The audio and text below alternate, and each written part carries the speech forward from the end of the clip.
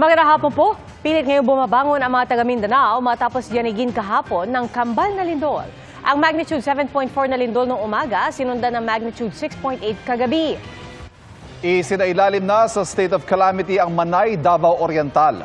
Doon nag-inspeksyon ng mga opisyal ng gabinete alinsunod sa utos ng Pangulo. Natutukan ng mga nilindol.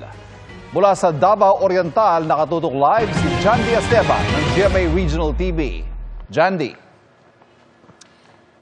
Yes, Pia at Ivan, binisita o sinuri ng bumisitang Cabinet Secretary dito sa Manay, Davao Oriental ang paaralan at ospital na matinding napinsala ng malakas na lindol. Patuloy rin ang kanilang structural evaluation sa lahat ng mga infrastruktura. Malinaw ang direktiba ni Pangulong Bongbong Marcos matapos ang lindol sa Mindanao. Ayon kay Presidential Communications Secretary Dave Gomez, tutukan ang kaligtasan at kapakanan ng mga nilindol. Kaya inatasan niya ang mga frontline agency na gawing round-the-clock ang rescue at relief operations. Sa Manay, na isinailalim na sa state of calamity, nag-inspeksyon kanina sina DPWH Secretary Vince Dizon, DSWD Secretary Rex Gatchalian, DepEd Secretary Sani Angara at Mindanao Development Authority Chairperson Leo Magno. Ang Manay District Hospital, kabilang ang emergency room, hindi na raw pwedeng gamitin sa tindi ng pinsala. Wala na all the buildings na. Dito sa likod nito, Kailangan to makeshift medical tents. So, ang problema, sikip eh. Masyado masikip. We need an alternative site. Ginawa munang ward ang bakanteng parte ng ospital. Nagpapahanap na rin si Secretary Dizon ng paglilipatan ng mga pasyente. Nagbigay ang DSWD ng mga tent na gagamitin sa ospital. Patuloy ang clearing operations sa mga kalsada. May mga malaking damage sa mga local roads. So ngayon, ang inutos ng Pangulo natin is lahat ng assets ng DPWH, ipinasa na namin sa local government units. Agad rin daw aayusin ang mga nasirang infrastruktura. Maybe in the coming weeks magsa-start na tayo, pero kailangan muna kasing i-assess kung salvageable pa or kailangan na talagang gigibay na lahat. Magtatayo rin ng tent city sa Manay at Tarragona. Ang DSWD, hinihintay ang pinal na listahan ng mga apektadong pamilya para sa financial assistance. Importante yung financial assistance magsimula agad para makarebuild sila, lalong-lalo na yung mga may partially damaged sa mga tahanan. Ayon sa NDRRMC, 7 ang naiulat na nasawi sa Region 11 dahil sa magkasunod na malalakas na lindol sa Davao Oriental. Ininspeksyon din ng mga kalihim ang Evaristo Moralizon National Vocational High School. Nagkabitak-bitak ang pader nito. Ang kinatitirikan nitong lupa na malapit lang sa ilog, pinangangambahang gumuho. Over 100 yung damaged school buildings. Dito lang sa Manay, 38 yung totally damaged. Ang nangyayari dyan, may QRF kami, Quick Response Fund. Pinapasa namin yung dun sa DPWH for the repairs. May kuryente na ngayon sa Manay, pero problema pa rin ang supply ng tubig. Sa Barangay Central Poblacion, nasira ang tubo ng tubig dahil gumalaw ang Mahan o Bridge. Mahina talaga ma'am, supply ng tubig ma'am. Tinaputol yung mga tubo. Kaya ang ginawa ninyo? Higit na lang, ganito pumaraan. Maglalaan ng gobyerno ng mobile water truck at water purifying system. Kanina nakipagpulong si Vice President Sara Duterte kay Davao Oriental Governor Nelson Dayang-Hirang kaugnay ng relief operations, recovery at rehabilitation plans ng probinsya.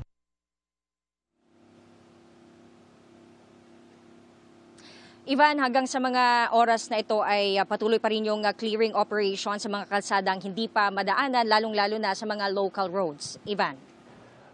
Jandy, masasabi ba natin nananaig pa rin ang takot sa mga taga Davao Oriental at meron ka ba nakikita na mga nananatili muna sa kalsada o basta ayaw muna nilang umuwi sa kanilang mga tahanan dahil sa takot sa panibagong mga pagyanig?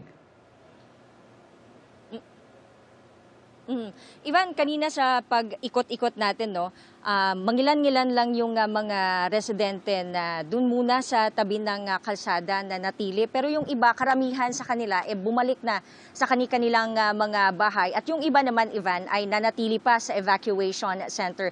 Pero hindi pa rin maalis yung takot at kaba nila kasi every now and then may mga pagyanig, may mga malalakas sa pagyanig at meron ding hindi gaano malakas na pagyanig. Nanatili pa rin yung takot sa kanila, Ivan. And pero patuloy pa rin yung pakikinig nila sa mga abiso sa LGU na maging alerto kung sakali may aftershocks na naman na mararamdaman. Ivan. Ingat kayo dyan at maraming salamat, John D. Esteban ng GMA Regional TV. Nagka-landslide dahil sa lindol sa isang minahan sa Davao de Oro. 3 ang nasawi at bakas din sa Davao City ang mga istrukturang nasira. Nakatutok doon lahat si Argel Relator ng GMA Regional. Argel?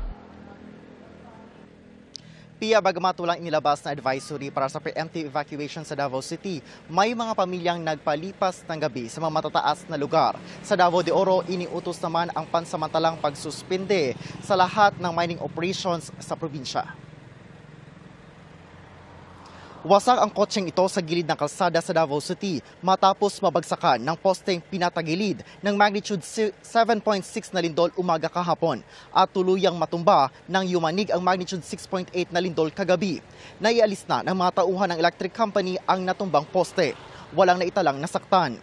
May mga pamilyang nakatira sa tabing dagat na umakyat sa Shrine Hill sa Matina at doon na nagpalipas ng gabi dahil sa takot sa aftershocks. Narito ang kanilang mga pahayag.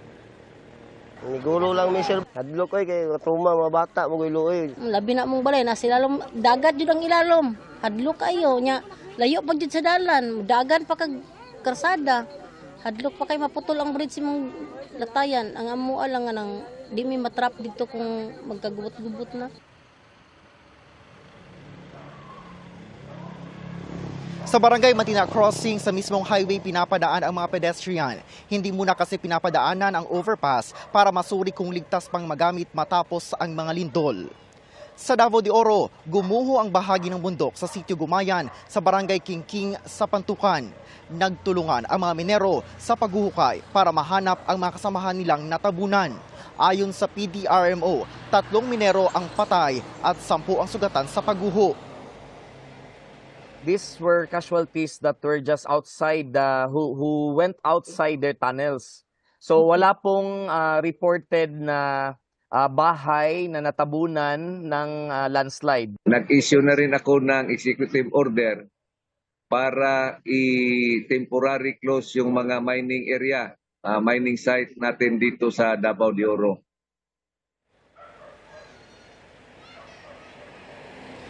Pia, magpapatuloy ang suspensyon ng klase sa lahat ng antas sa Davao City hanggang sa Lunes upang bigyan daan ang sinasagawang structural assessments. Pia. Argel, balikan ko lang yung pagsuspende o pagsara muna sa mga mining site. Meron ba tayong timeline o alam ba natin kung hanggang kailan mananatili ang suspension order sa mining operations?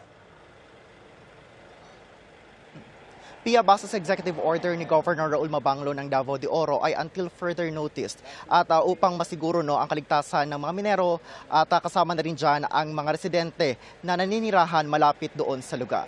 Pia. Alright, ingat kayo at maraming salamat, Argel Relator ng GMA Regional TV. Umakyat na sa 7 nasawi sa kambal na lindol kahapon batay sa datos ng NDRRMC. Hindi po yan aftershock ayon sa PHIVOLCS kundi isa pang lindol. Kaya may tuturing daw itong doublet. Nakatutok si Jonathan Andal.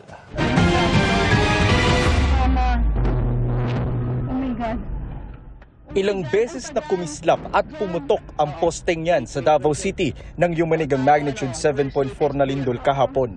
Oh my God, Lord. Oh my God, Lord. Uy, may pumutok. Dahil sa pagsabog, napahinto ang mga motorista.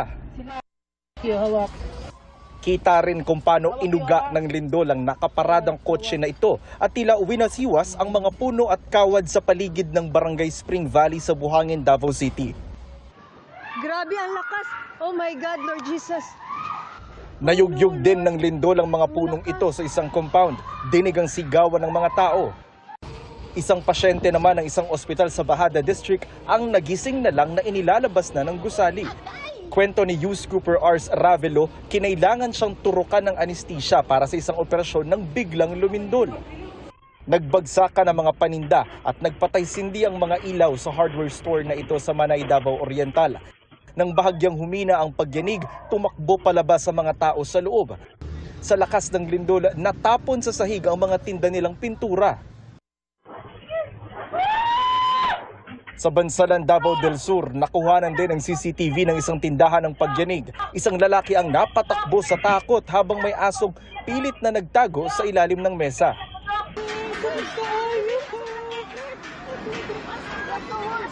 Nagtakbuhan naman sa open area ang mga guro at estudyante sa Loreto National High School sa Loreto, Agusan del Sur.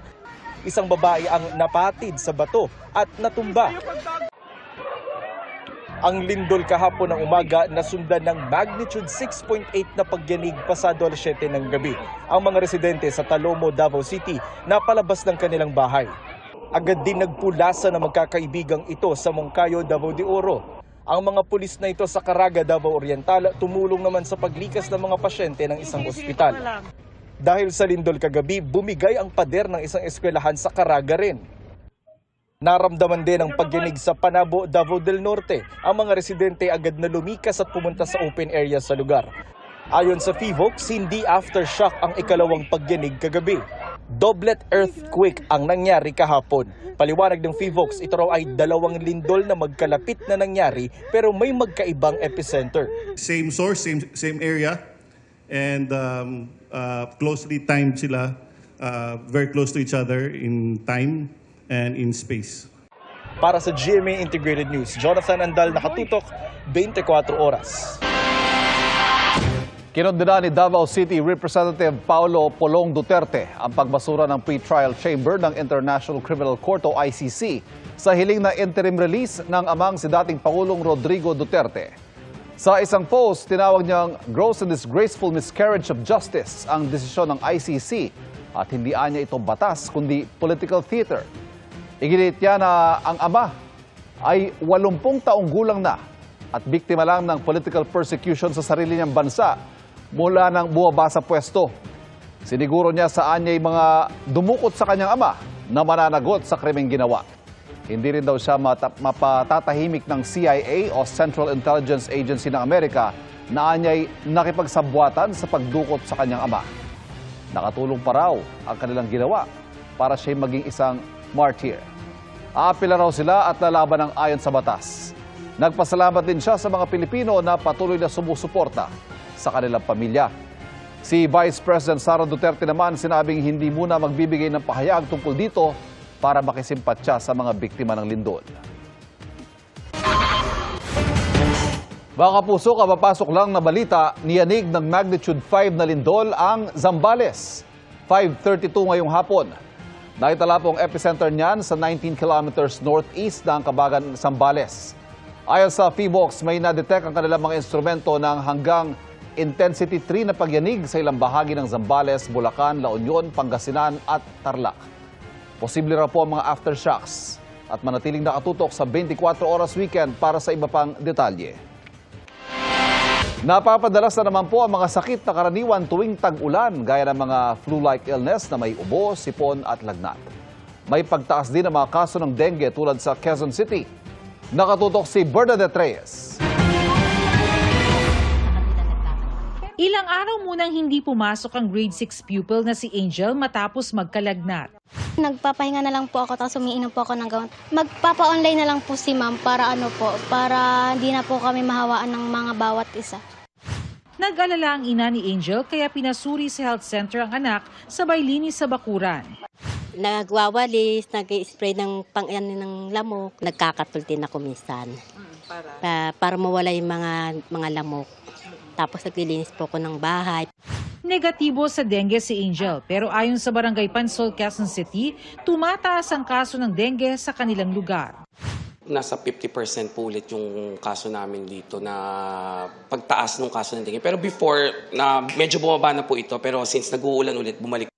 Para maiwasan ang lalo pang pagdami ng kaso, nag-defogging ang barangay. Nagsasagawa rin sila ng information drive para malaman ng mga residente ang mga sintomas ng dengue at mga dapat gawin. Nagsa-surveillance kami dito pag may mga simpleng lagnat.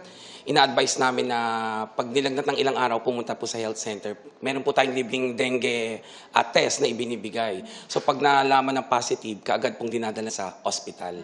Tapos meron din po tayong weekly cleanup drive. Bukod sa dengue, dumarami rin daw ang kaso ng ubo, sipon at lagnat o influenza-like illnesses sa kanilang lugar.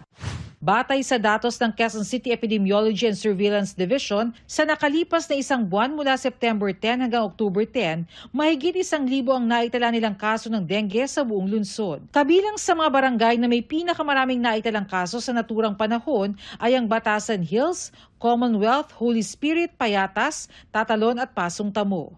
Para sa GMA Integrated News, Bernadette Reyes, nakatutok 24 oras. Pagpapataas ng kamalayan ng mga Pilipino tungkol sa ating teritoryo. Yan po ang layunin ng fun run na pinaunahan ng Philippine Coast Guard. At nakatutok si Jomer Apresto.